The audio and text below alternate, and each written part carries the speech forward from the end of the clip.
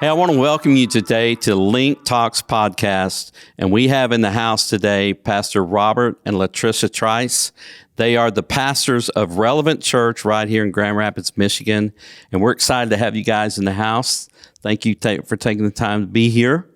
Pastor Robert, take us for a little bit of a journey back to the early days of Relevant Church. Kind of tell us how things got started. My wife and I were serving in ministry, local church here in Grand Rapids. And a friend of mine said God put on his heart to plant a church in Grand Rapids. I had never heard the term plant a church, didn't know what it was. And lo and behold, God told us to go help him plant this church. It literally started with 8 people in the basement of a house in Alger Heights. Okay. And about 5 years in, he let it be known. We went out to lunch and he told me, basically, I'm taking over because he's moving away. He's going to plant another church, plant another awesome, amazing church. And we changed the name to Relevant and launched it. I tell everybody, we shrunk it down to 19 people in the beginning. And it is what it is now and moving forward today. Yeah. So he kind of took you to lunch and said, hey, here's the keys. I'll see you later. Not quite like that. Not quite. But it was, he had been very prayerful about it. Yeah. And God showed me in the very beginning in the basement of that house, one day I would pastor this church. Okay. I didn't know it would come then. I thought I had a lot more time to get ready because I wasn't getting ready. I don't think he was getting me ready, I guess. Yeah.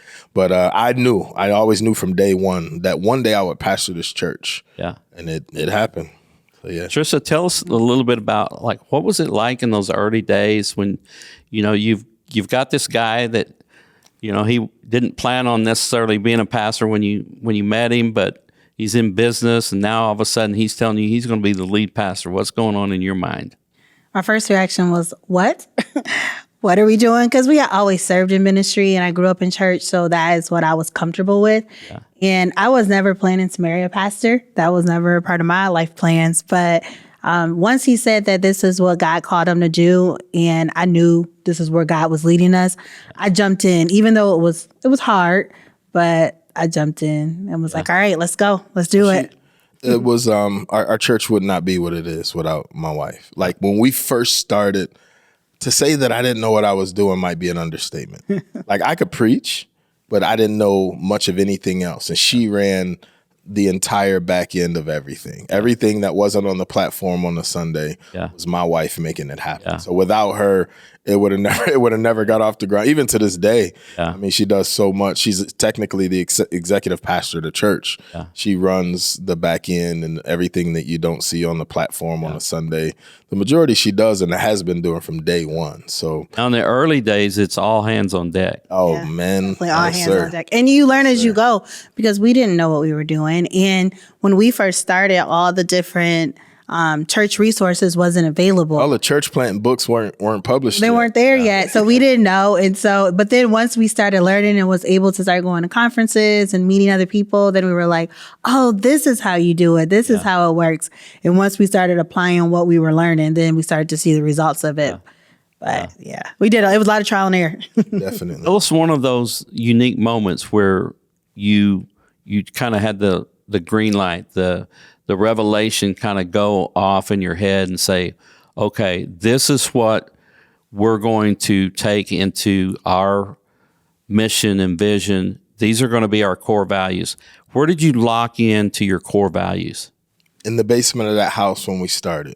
Okay. We've never changed. Yeah. From the moment that we got together with 8 people in that house and the vision was cast, we're still running with that same vision. Yeah. The thing we just got to go back to Toronto and hang out with our friends that planted the church. Now they plant Serve City Church in Toronto, Canada.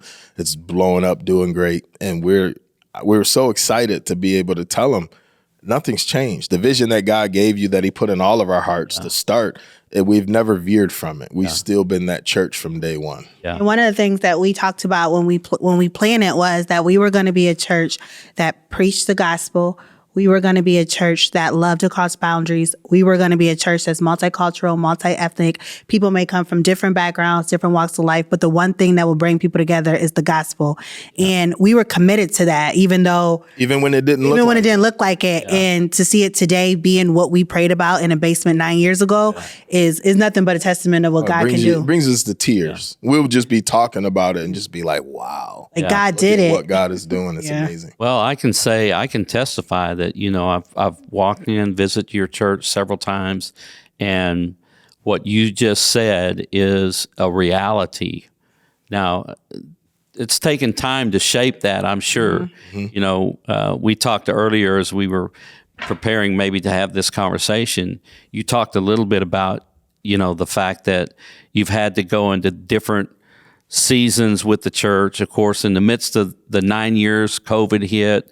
Mm-hmm. I know when I first met you guys, you were meeting in a theater over on the east, Woodland Mall. Yeah, at the east side, northeast side of Grand Rapids. And now you're on the west side, kind of the southwest side. Mm-hmm. So you've moved not only from building space, but you've logistically moved from one culture of the city to another culture of the city. Mm-hmm. And you guys have just done an amazing job. One of the things I like about your church, and it's been there every time I've been there, is there's an emphasis. You talked about loving across boundaries. And one of the things you guys, I see you do well, is you are involved in the community. Mm-hmm. There's an emphasis almost every Sunday around your giving that you're highlighting a ministry or connecting with a ministry locally. You're not dreaming up another ministry. You're just partnering with people that are doing it well. Yes. Tell us a little bit about that. What does that look like? That came about, I was actually preaching a series on giving. And in the middle of the series, I just felt like God told me to start to tithe in the local nonprofits. Yeah. And in the middle of the message, this is how everybody found out, including her.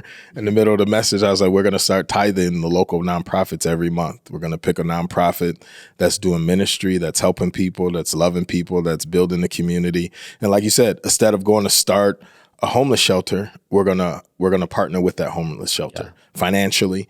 And my heart behind that is that, yes, we love to write the check and to give financially, but we don't want to just be generous with our finances. We want to partner with it and say, how can we send an army of people in to serve? Yep. And that's my vision. And I keep speaking that until I see the army. We have people that go and serve in all the nonprofits, but I'm going to keep speaking it and keep teaching it until I see it. My heart and my vision is to see the church partner with local nonprofits and help. And on Sunday, when we dismiss our church, that we send the armies out into our communities to serve and to love. Yeah. And I think that if that could be the norm, what our city would look like. Yeah. That was the norm. And we called it because he like he said this is what we're gonna do. And I'm like, whoa. She had to put a name to it. We didn't brand it. Like we didn't like what is this? And so we call it Relevant Loves GR. And it's since evolved from that. So we focus locally and we do serve like the local community through giving and time. But then we also went global. And so we partnered with a local nonprofit in Guatemala. And so we've sent 2 teams over the past 2 years to Guatemala to help build homes and share the gospel with people there. His Works ministry in Guatemala. So that's something, and that was something where we're like, okay, we're doing it here. How can we go beyond? And what does that look like? And so we just started to build a culture around that. Yeah. Like that's a part of who we are. What I love about what you're doing is it's not just the tithe of the tithe, giving financially, but you're mobilizing people behind your money. Mm-hmm. And the other thing too, I notice is on several occasions when I've been there, you've had those nonprofits have a presence in your Sunday morning service, whether it was an announcement or an interview or having a table in the concourse. So there's a true partnership that you're building with the community.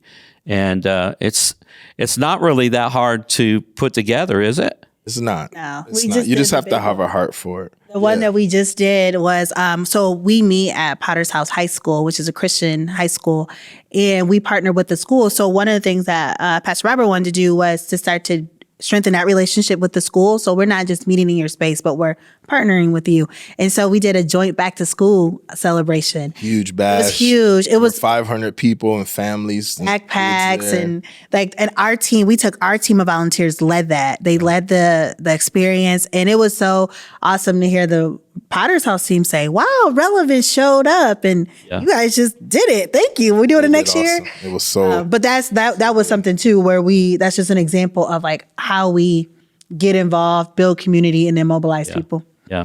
Now, when you mobilize people, there's got to be systems and processes and development.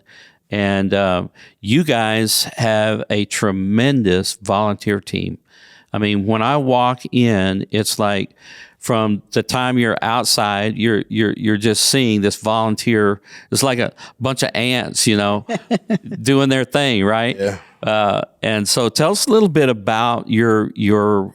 I know we call them volunteers. Some people call them dream teams. Not sure what your terminology is, but tell us a little bit about empowering people to serve in your church. So it's part of our culture. We call them our dream team. And on our dream team, the dream team makes everything happen. I think verbiage matters. How you say things matter. And one of the things I often say, the only people who volunteer at Relevant are non-believers because believers serve. It's just who we are is what we do. I am a little, I don't know the word, militant. Some people would say, like, I'll do starting point, like it's our new members class, and I'll let it be made known in starting point. If you don't serve or give here, I will make you uncomfortable because this is the expectation here. Yeah. Like, this is who we are. It's the only way I know that you're part of this church is that you serve and that you give. Because if you don't serve and you don't give, you're not one of us. Yeah. Because family, you don't like people that show up to Thanksgiving dinner and make a plate and don't bring anything, don't do dishes and leave. Yeah. Like, we all participate, we all serve. You don't have to do it every Sunday. I don't want anybody serving every Sunday. Yeah. I don't want anybody overdoing it. Yeah. But I've been a part of a church that was 2,000 people where 20 of us did all the work. Yeah. And I said I would never, ever pastor that type of church. Yeah. Yeah. And if you let's put the ratio there, because a lot of people, they talk about the Pareto principle where 20% of the people, do all the work, 80% of the people, like if you're at a buffet, 80% of the people, eat the food, but only 20% come and bring the food kind of thing. So if you're putting it in a ratio, like what is your ratio of volunteers to your membership, so to speak? Ratio right now will probably be closer to 50%. Yeah. And when I say serving, I would say serving as opposed to members, because our church is growing. Yeah. It's growing pretty fast. So everybody you see on Sunday, so if we look at Sunday numbers, we count, we try to see how many people are showing up. A lot of people are checking out our church or dating us, trying to see if they want to be committed. They're in the dating stage. Yeah. But those who consider Relevant home and those who serve, it's probably closer to 75%. Yeah. Like, it's not very many people who consider Relevant home who are not actively involved. Yeah. That's just not a thing. And their involvement is not always It's not on Sunday. Yeah. So you get people who maybe do the outreach, but they don't do Sunday. Right. Or they may They might help out with marketing. They might help with marketing, or they may do different tasks that are not necessarily like the traditional what you would do on a Sunday. It's a pretty high, I think. But I think it's because of how we do our starting point, where you come in knowing that, hey, if you're a part of this church, this is what we do, and so people automatically are like, plug me in. And we do say that we don't want anybody to feel burnt out. We don't want anybody to feel like they have to serve. It's like, no, you don't have to serve. You get to serve. Yeah. And so I think that helps people say, okay, I can do something. Yeah. And also the way we position it, I say, I want you to serve where it gives you life. Mm-hmm. Yeah. There's a story I tell. There's a young lady who was a part of our church, and she joined and she was a part of the worship team. She might have been the best singer at the church, like really, really good. But worship for her was kind of taxing. It was was heavy for her, trying to hit the right notes and remembering the songs, and she would leave exhausted and drained. And one day I saw her greet somebody, and she literally read the script without knowing the script. She was a natural, and it just gave her life. And I told her, you need to be a greeter. Yeah. She's like, oh, when I sing, I was like, that energizes you. Yeah. That fuels you. God will send somebody else to sing. Yeah. Because I tell people, I don't want anything from you. I want everything for you. Yeah. And if you do the things that I'm asking you to do, they all come out of scripture. Yeah. This will benefit your life. Yeah. And her greeting people and meeting people and inviting people to come sit with her and getting to know them, she would leave bubbly and excited, can't wait for Sunday, as opposed to, let me get ready for Sunday. Yeah. Yeah. And I tell people, maybe you think you want to serve in kids. Yeah. And after you go back there, you come out of there. You're like, no. You come out of there like, oh no. Last time I'm going to be in there. We tell them, that's fine. Yeah. Let us know. We do not want you to be somewhere where this isn't where you're gifted at. This isn't what you're passionate about. Yeah. I want Sunday to be the highlight of your week, not something that you have to get through. Yeah, LaTricia, I picked up on something you said, though. Not everybody has to serve on Sunday. So if we put it in today's terminology, we got some work-at-home employees, right? And we've got some people that come into the office. I think churches should think maybe through that process a little bit. You know, what does a stay-at-home, work-at-home ministry look like? Now, you talked about some of them maybe are work at home in the sense that they go to do the evangelism. But what does it look like? Let's say, for example, I'm volunteering at your church.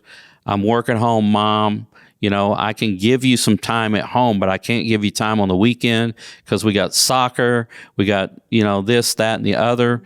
And I can give you my hour of being there and hearing the words so you can pour into me, equip me to work at home. But what are some of the work at home opportunities that you guys have created? So one of the work at homes is the follow-up. So every Sunday when people come, we have a team that will do follow-up, sending out thank you for coming, first-time guest emails.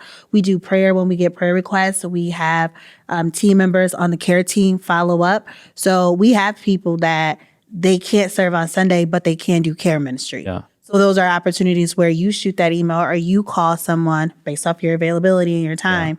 Yeah. We have one family that they want to be a part of Relevant, but they moved to another city. And so they started their online campus ministry. Yeah. And so that's what they do. And so they just build community with people online. And it went beyond Sunday where they started hosting regroups. Yeah. So that's how they volunteer. And it's all online. Small groups. Yeah. Yeah, our small groups. So, and they host it online. So I think between like the online digital work that can be done, those are things that volunteers can do. I think with the follow-up communication, so people feel like they're connected, especially as churches grow. I think it's harder to build community and relationships. So if you have a team of people that are being intentional and reaching out to people and making them feel like you belong and we see you, Yeah. I think it's everything. And so you got your volunteers do that work. Yeah. I think the cares team is a really big deal. Yeah. When somebody fills out a prayer request and somebody can call them and pray for them, reach out to somebody who might be sick or lost a loved one. Yeah. You know, so that's been great. Yeah. So you guys are in a growth trajectory right now. And in order for you to maximize that growth trajectory and maybe alleviate a plateau in the near future, you're going to have to take your leadership to a different level, your personal leadership and the leadership of your teams. Kind of how do you see that process happening? Are you thinking in those terms? You know, and if you are, then kind of what are you doing to set yourself up to lead maybe not a congregation at the level that you are right now, but a congregation that may be twice the level that you are right now? Yeah, we're always trying to grow, always growing. I'm a current seminary student, so always growing as far as learning and being educated, always reaching out to every pastor that I could think of, bouncing ideas, learning from what people are doing. But one of the things that we've always thought was our church is still a baby. You know, even if you see growth and you see a lot of people showing up, it's still a baby. And babies don't have a whole lot of structure. They're still growing. Yep. So we have structure that's good, but as we grow, we add a little more structure to it to be able to support the growth that we have. Yeah. And we don't want to create the shoe size, so to speak. put too much structure in place. And now we plateau because of what we did instead of allowing it to continue to grow. But like, as far as us growing as leaders and raising our leaders up. So one of the things she talked about, our team leads do a phenomenal job at leading their teams. We're always telling them, who's your number two? Yep. Who's the person that's really stepping up on your team that you could bring up under your wing, that you can equip to do what you do? Yep. And I'm always pouring into our team leads, and I tell them, I say, what I would love for you to do is to serve your team and not be on the schedule to serve aside your team necessarily. Yeah. So if you're serving your team, so for an example, the person that leads kids, I said, I would love it if you're never in that classroom. Yeah. You're serving your teachers and communicating with parents and recruiting new people and training new people and making sure that the standard and the culture is consistent. Yep. That's what I want to see. And that's how we got our first staff member, pouring into people in that way. And when they're able to raise up a leader to replace them, when somebody can raise up a leader and replace them, they can duplicate that in almost any area of ministry. That's a skill set. Yeah. So that's what we look for. And something else that we do that, as we've been thinking about what does next look like, well, one, we like to meet people who are at the next where we want to go. And so we have been being intentional about who do we need to talk to say, how did you get to that next level? And how did you build the structures and systems to support that? Especially when we want to create that community feel, knowing that people can connect with us now. Like, it's weird that we've gotten to a place where people come to our church and I'm like, I've never seen them before. I don't know you. And that was never the situation. That's different. So it's been different for us because we're relational. And so we want to connect, but, meeting people and saying, how did you handle that? Understanding that. The other part is equipped in, like, coming to conferences, like coming to the LINC conference and coming to the cohorts and things like that is really important. Pastor Bobby out for lunch. Yeah. It's so important that we want our team to, be trained and be developed, and then meet people who are doing what they do. Yeah. And a lot of times maybe even doing it better if they're at a different stage. So that's what we've been doing now. And we also, one of the other things that we've been doing is identifying our gaps. Yeah. So we've been looking at, we know where we're growing to, but we know that if we don't get certain areas like youth ministry really strong, we're not going to be able to go to the next level. Or if we don't get discipleship where we want it to be, we're not going to go next level. So we also are very intentional about looking at the gaps and saying, okay, what's our strategy for that? One of the hardest parts even in that is that when you know a pastor or a team that have been through it, some of them forget how they got through it. Yeah. And don't remember the playbook, so to speak. Yeah.